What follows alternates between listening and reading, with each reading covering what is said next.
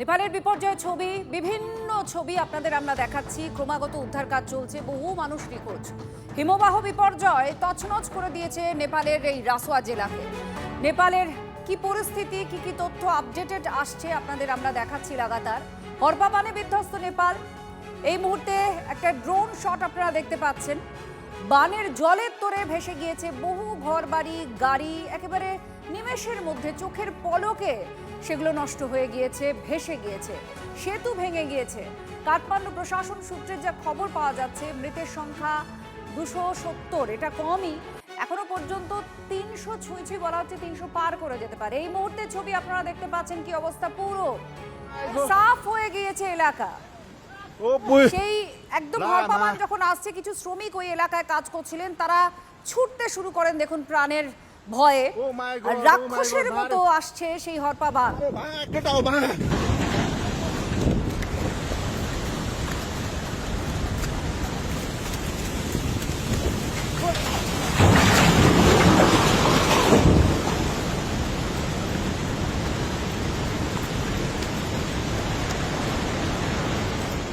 আরো একটা মুহূর্ত সেই ছবি দেখাচ্ছি, দেখুন কি ভয়াল রূপে এগিয়ে আসছে সেই হরপাবান।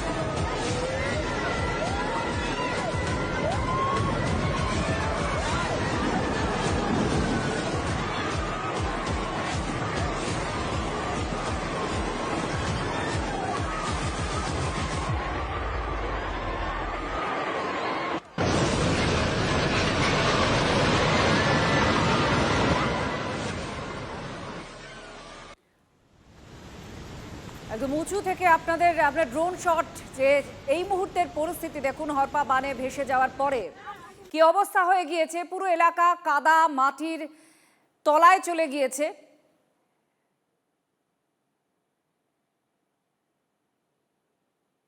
বহু ভারতীয়র খোঁজ পাওয়া যাচ্ছে না। পশ্চিমবঙ্গেরও অনেক বাসিন্দা আছেন যাদের খোঁজ পাওয়া যাচ্ছে না। এই মুহূর্তে কাদা স্রোত ভেসে যাচ্ছে এই রাসোয়া দিয়ে।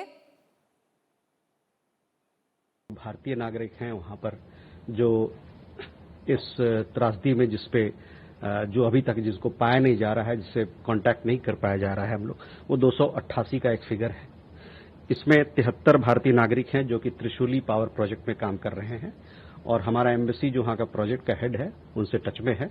32 लोगों का है वेस्ट बंगाल से, पश्चिम बंगाल से, जो कि सम्राट ट्रैवल के जरिए कैलाश मानसरोवर यात्रा पे गए। इसके अलावा चीनी, क्योंकि कैलाश मानसरोवर यात्रा के लिए चीन में जाना पड़ता है, तो वहां भी कई एक लोग हैं जो वहां पर अभी चूंकि इतना बड़ा त्रासदी हुआ है, डिजास्टर हुआ है, तो लोग वहां पर फंसे हुए हैं। करीबन 200 का आंकड़ा है। हमारी एम्बेसी प्रकृति का ये रूप आप बहुत ये जो प्रकृति का रूप है। मनीष इधर कैमरा दिखाइए, ये वाला हिस्सा भी पूरा टूट गया। हाँ, नीचे देखी, उतर देखी, सब गए। ये आपके रिश्तेदार का घर था? ये रिश्तेदार का थे, ये हमारा। वो लोग तो बच गए, भाग गए थे। वो लोग सब बच गए। किसी तरीके से लोग यहाँ से निकल गए थे। किसी मैं यहाँ बड़ा सब वहाँ देखी मान्छेलाई बोलाउँदै बोलाउँदै बोलाउँदै गयो।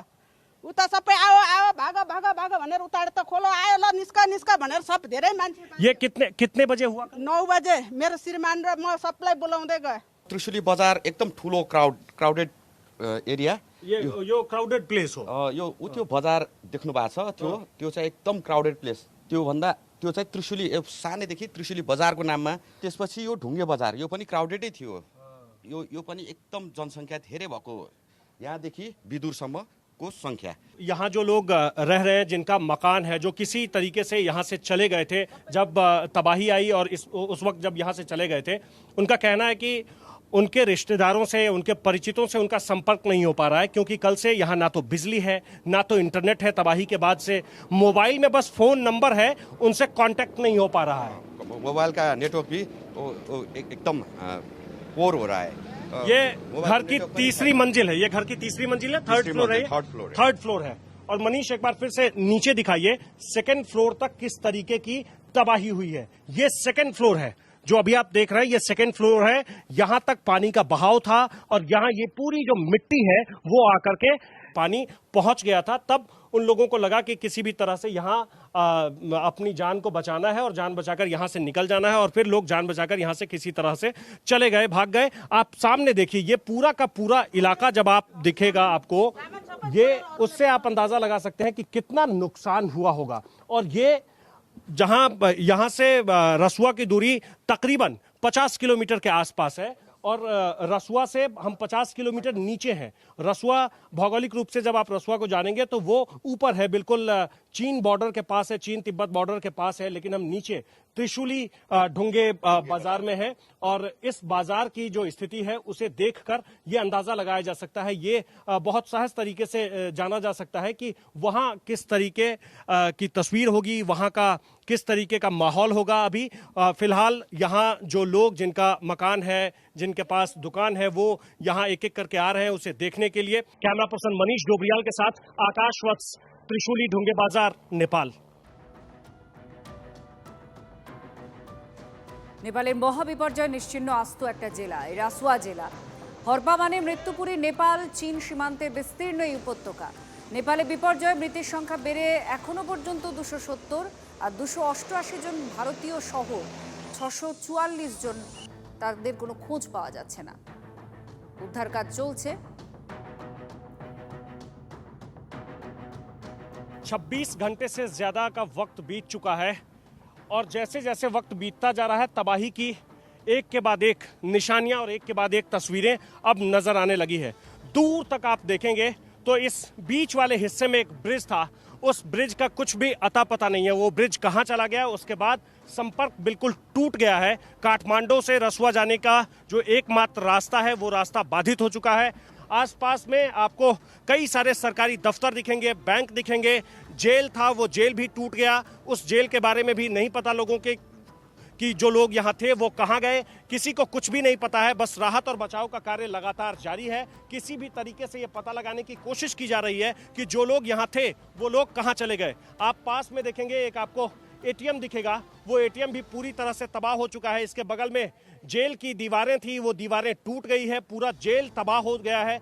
उसके ठीक बगल में बैंक है, वो बैंक पूरी तरह से तबाह हो गया है। और हम जिस मकान के ऊपर खड़े हैं उस मकान को भी लगभग खाली कर लिया गया है। लोगों को साफ तौर पर कह दिया गया है कि वो इस इलाके को खाली कर दें।